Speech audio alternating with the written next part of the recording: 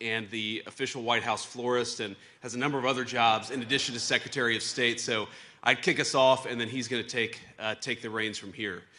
But let me just say a few things about what we're doing and why this matters. So I remember after our very wildly successful military operation in Venezuela, the President of the United States was talking with me and Marco and some of the other senior members of the cabinet.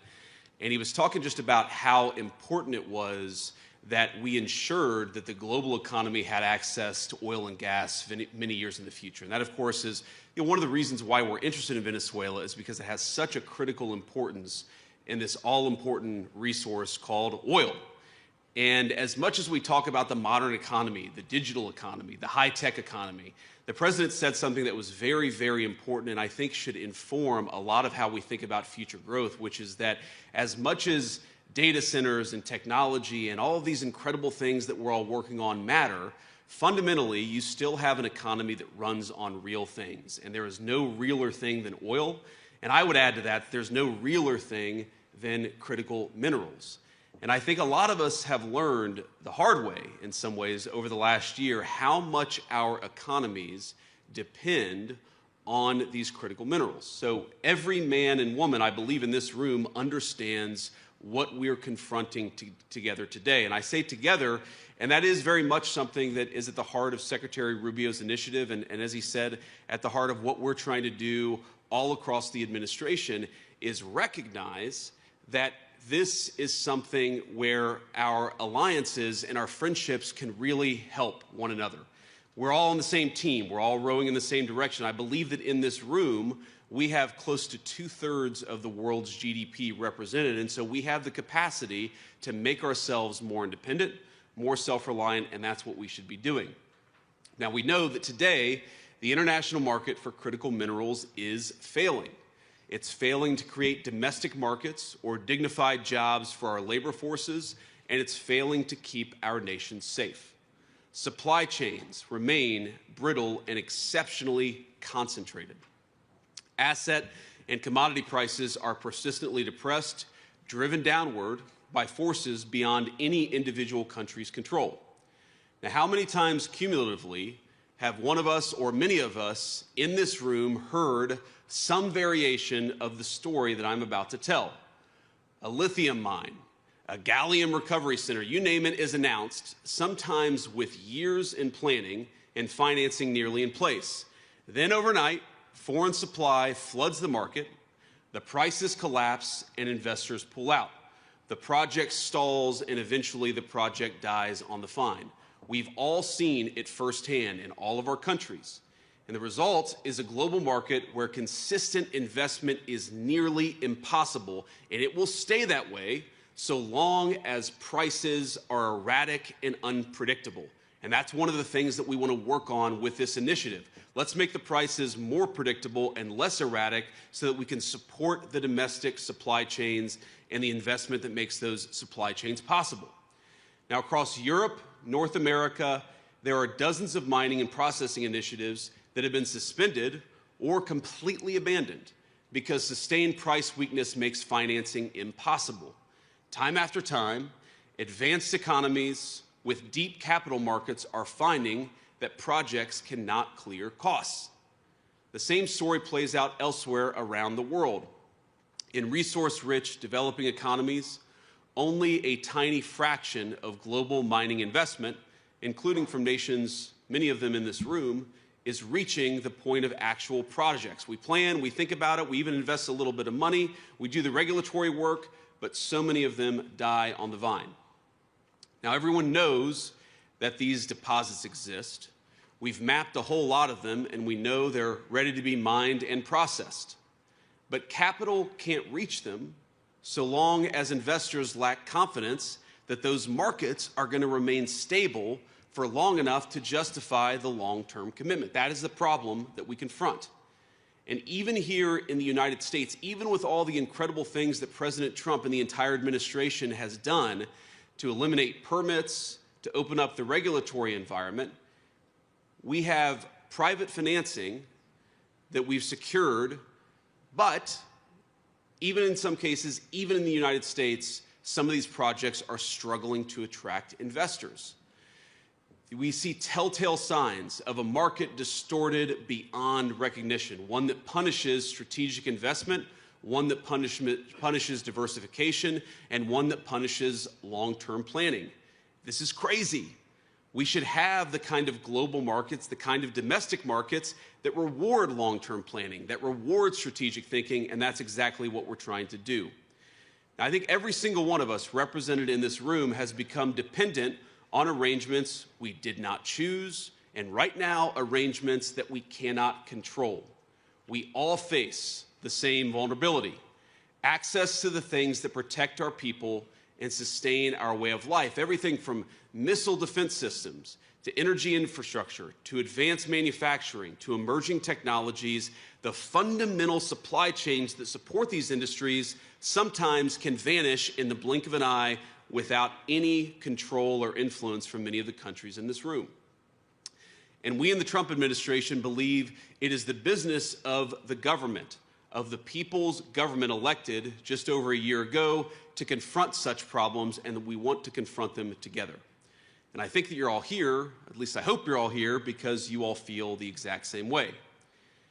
Now, our administration came into office last January, barely a year ago, with a clear mandate to reindustrialize the United States of America and return American workers to the center of our economic policy.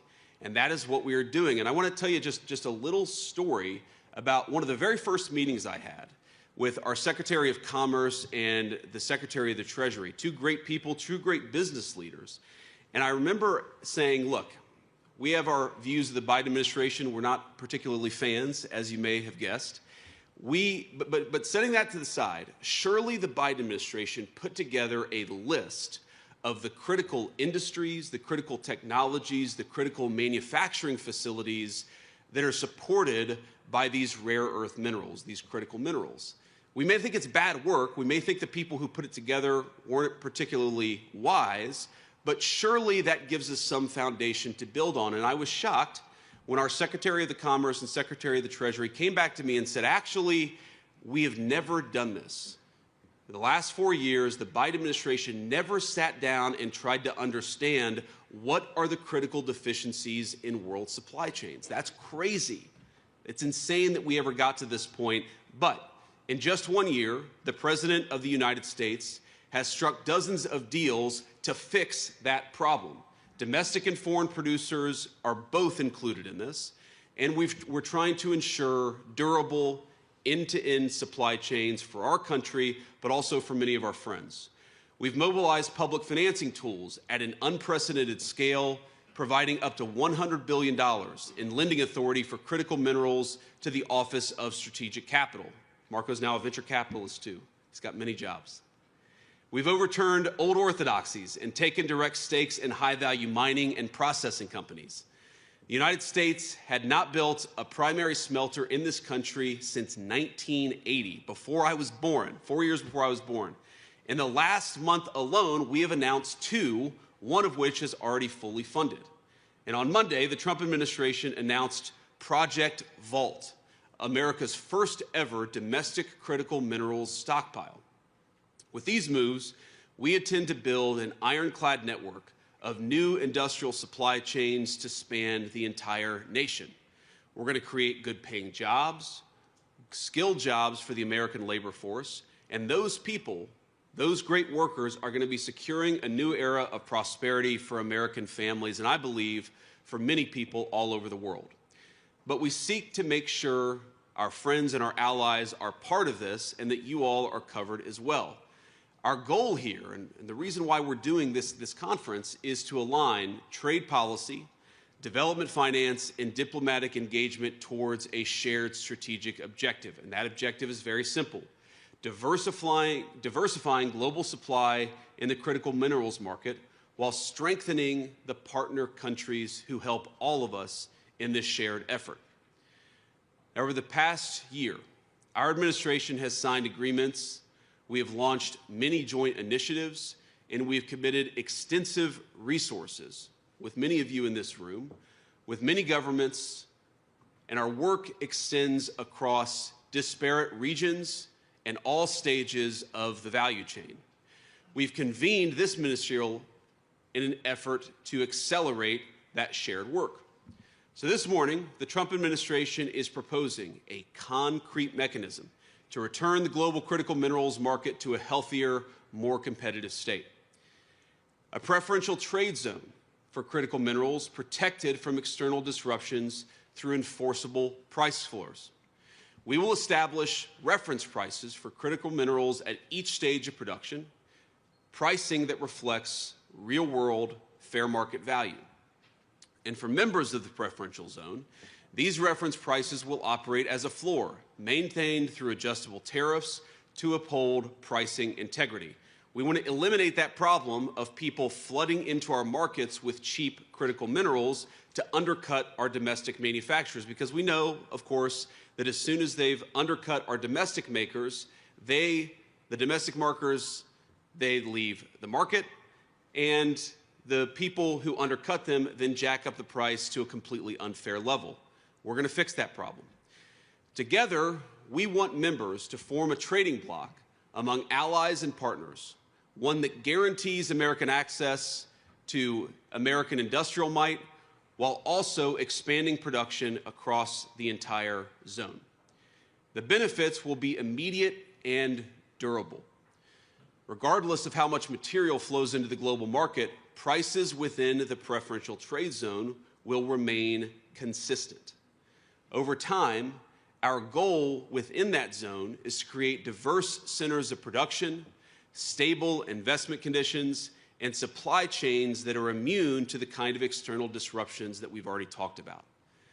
For those of you who join, we offer you a necessary foundation for private financing and secure access to the critical mineral supplies your nation would require in an emergency or some other contingency.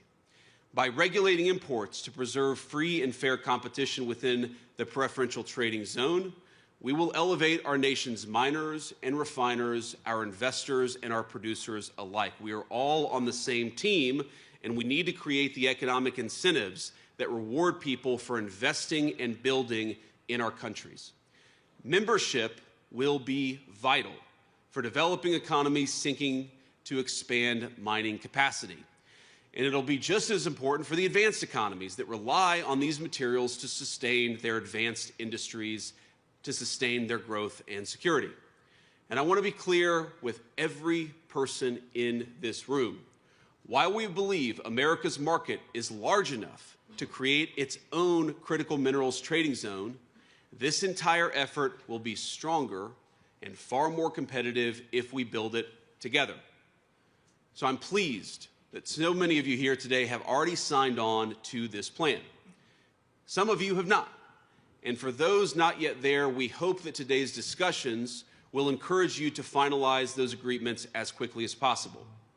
Now, I know you're going to be hearing from a lot of others in our administration, including our great Secretary of Rubio, I think really the greatest Secretary of State the United States has ever had, and other senior administrators in our team.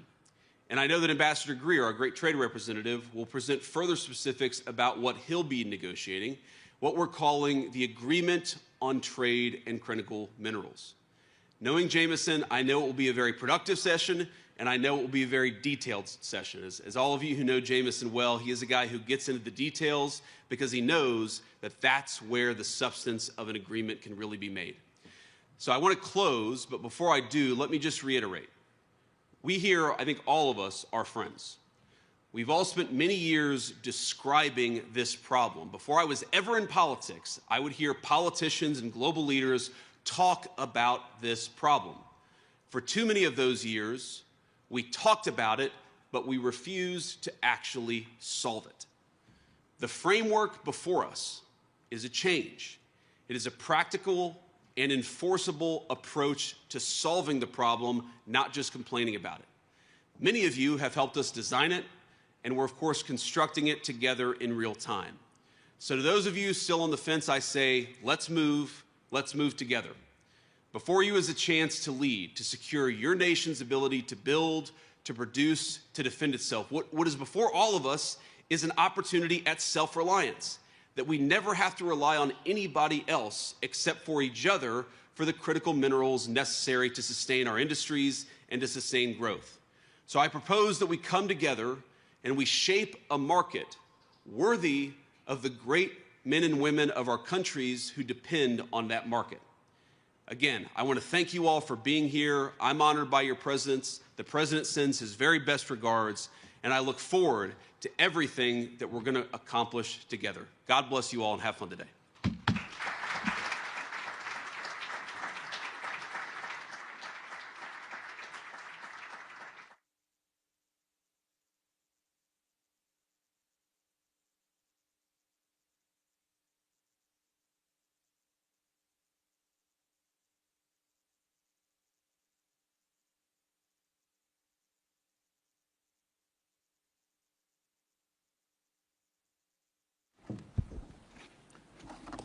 Thank you, Mr. Vice President. As you saw, I have to put my own sign here, too, so it's another job I have. I'm in charge of the signage. No, thank you all for joining us. I can tell you how honored we truly are that all of you would make the trip to be a part of this on such an important topic. And I want to thank the Vice President for coming this morning. I thought it was important you hear from him because it's a priority for this administration at the highest order, as it is, I know, a priority for many of our partners. And our hope is to use both this forum and our position here today to serve as a convener on what really is an international problem, an international situation or an international issue that needs multilateral international solutions. I don't need to explain to anybody here that critical minerals are vital to the devices that we use every single day. They power our infrastructure, our industry, and our national defense, which is something that's not talked about enough, but it's a key part of that. And so our goal is to have a global market that's secure, a global supply that's enduring and is available to everyone, every nation, at an affordable price. That's a top priority for this administration. I want to talk briefly about our politics here domestically, or our policies here domestically, primarily to serve as an example or a reminder of what a priority we give this topic.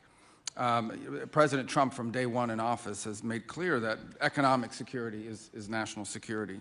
So we, for example, following in March, he issued an executive order to accelerate permitting reform, to increase domestic mining, and to build reliable supply chains, both at home and abroad.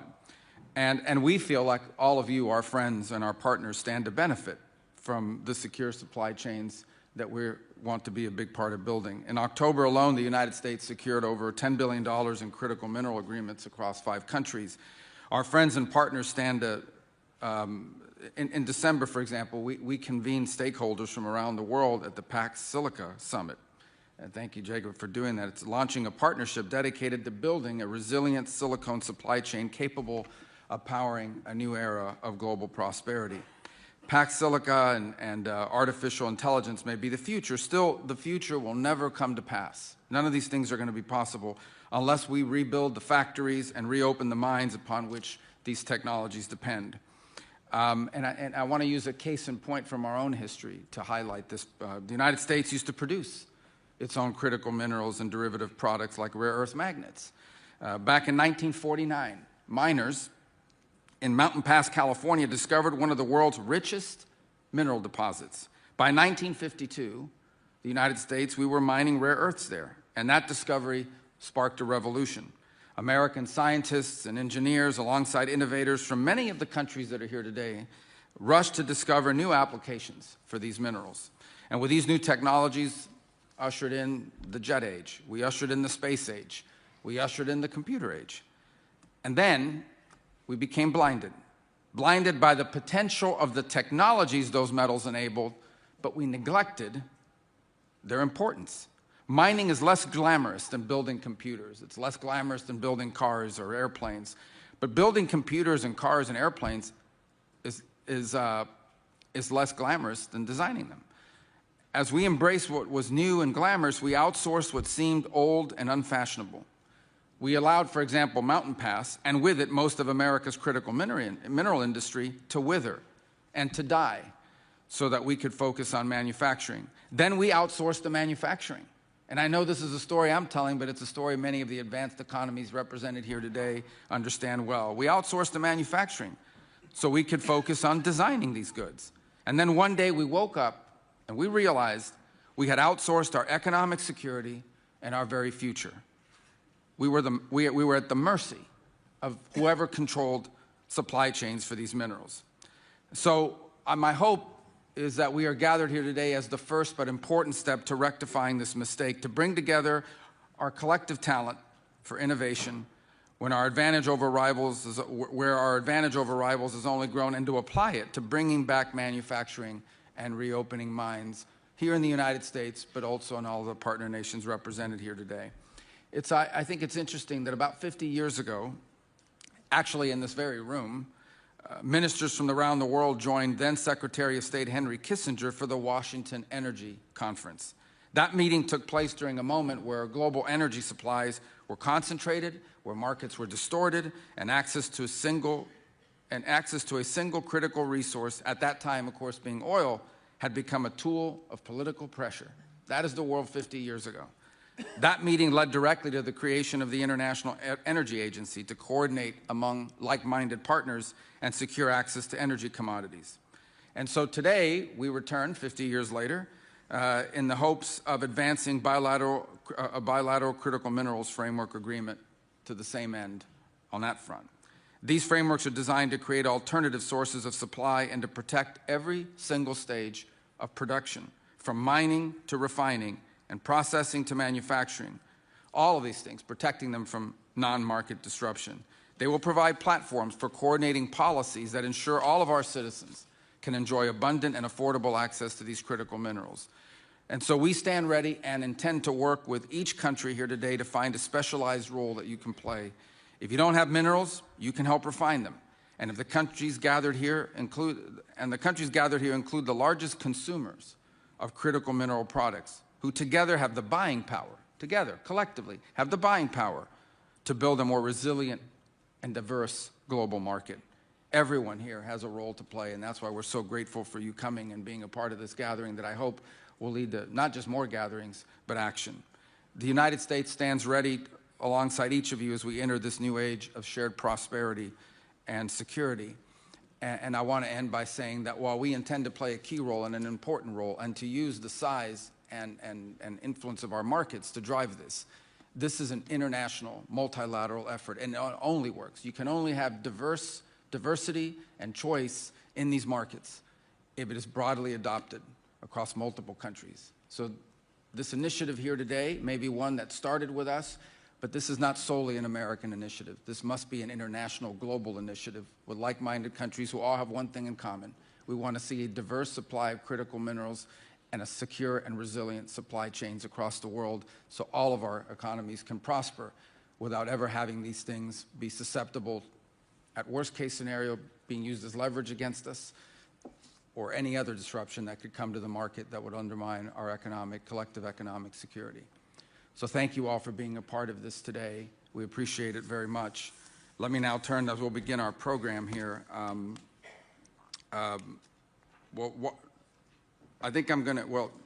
Minister Hori, I think you're going to start off. So thank you very much for being here today. Thank you all for being a part of this today. Thank you very much. Mr. Secretary, Your Excellencies and distinguished guests, I am Yuval Hori, State Minister for Foreign Affairs of Japan. It is my great honor to address you on behalf of the government of Japan regarding one of the most pressing and crucial issues we collectively face today, critical mineral supply chains. May I begin with thanking our host. I'd like to express my sincere appreciation for the decisive leadership of the United States in convening today's Critical Minerals Ministerial meeting. I first would like to echo the remarks by Vice President Vance and Secretary Rubio. Japan shares a deep sense of concern and urgency about the risk of disruptions to critical mineral supply chains.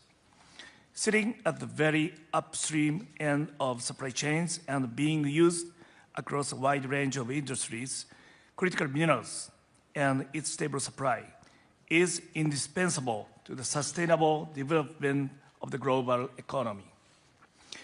That is precisely why Japan, under Prime Minister Takaichi's leadership, has redoubled its efforts to diversify sources of supply for critical minerals. Recently, Japan designated critical minerals as one of the priority areas under the new initiative of promoting bold strategic investment to enhance Japan's resilience and achieve robust economic growth. Amid rising geopolitical risks, Japan will accelerate efforts to secure upstream sources. At the same time, we will take flexible measures downstream, such as diversifying procurement sources in cooperation with like-minded partners who are here today. In fact, in recent years, we have already witnessed first-hand supply chain disruptions. Even in recent months, this challenge has become further deteriorated.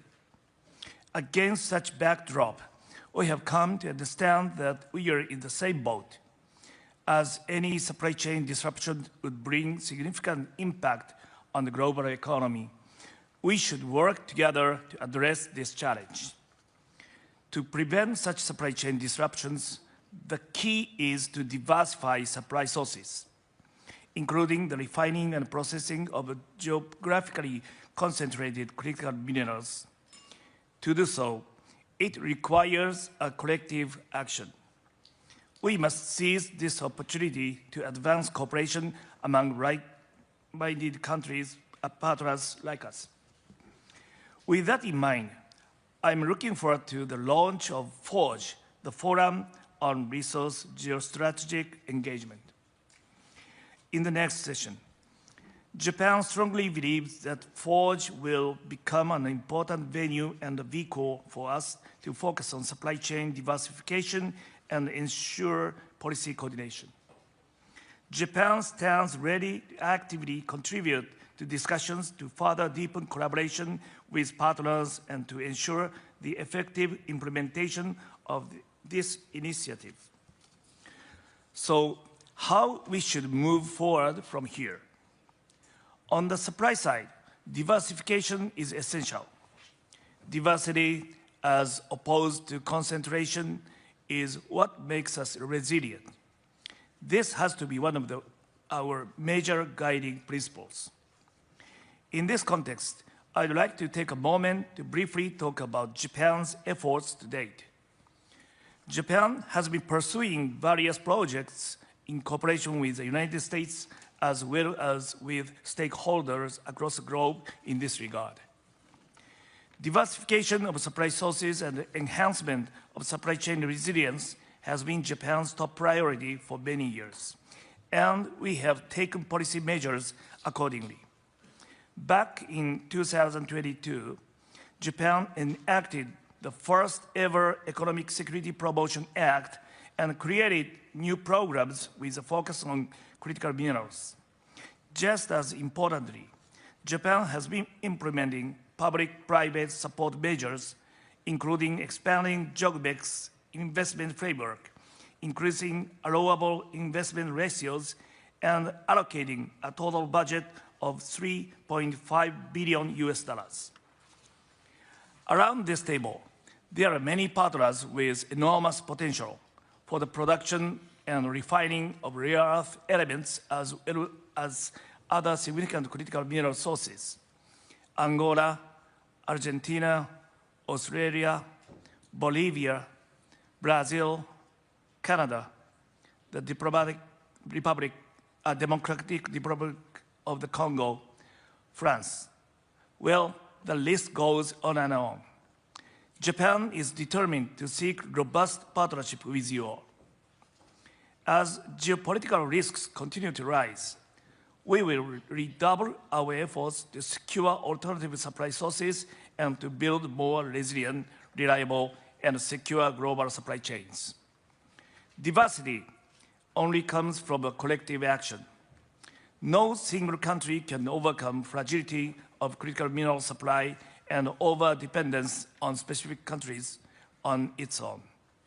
With the launch of FORGE, now it is time for action.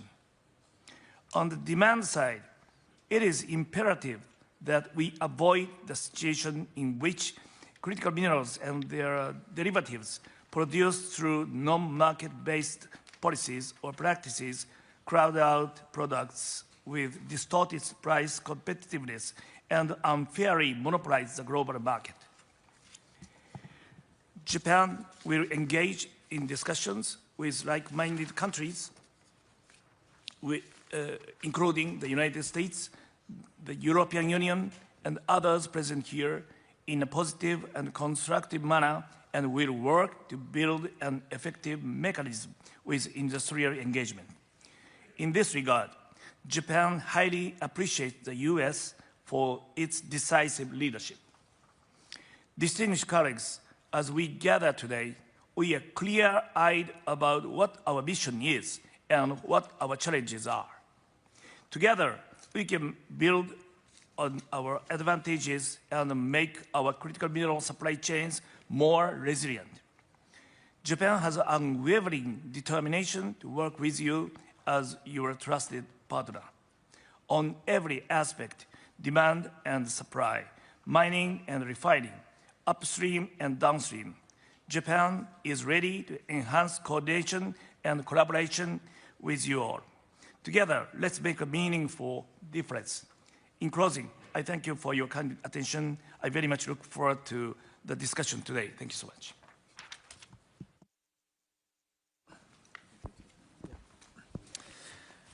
Thank you, Minister Hori. It's a privilege to introduce David Copley, Special Assistant to the President and Senior Director for Global Supply Chains at the National Security Council. We're currently serving in the most historic administration in over a century, one that recognizes that a supply chain responsive to national security realities is a prerequisite to long-term economic growth. The decisions we make today about who we partner with are multi-decade decisions. We believe our partners will capture economic growth and value at all layers of the supply chain stack. The AI revolution we're living through is leading to record historic demand for everything, from copper to cobalt,